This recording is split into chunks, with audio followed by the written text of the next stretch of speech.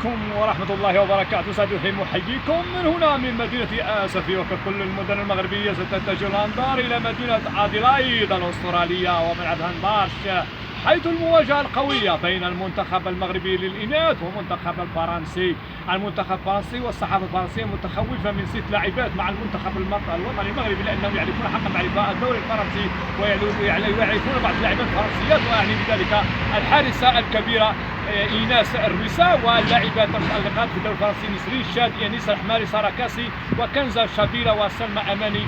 وكذلك في المنتخب الفرنسي يوجد بعض العربيات خصوصا المغربية المتألقة النجمة الكبيرة سلمى القرشاوي ومائل الكرار وكنزة دالي وأمل ماغري من تونس ومن الجزائر.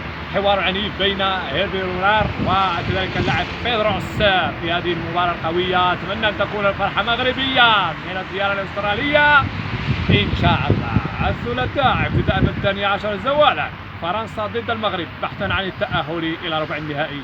من سيواجه المنتخب الأسترالي؟ أستودعكم الله، إلى اللقاء.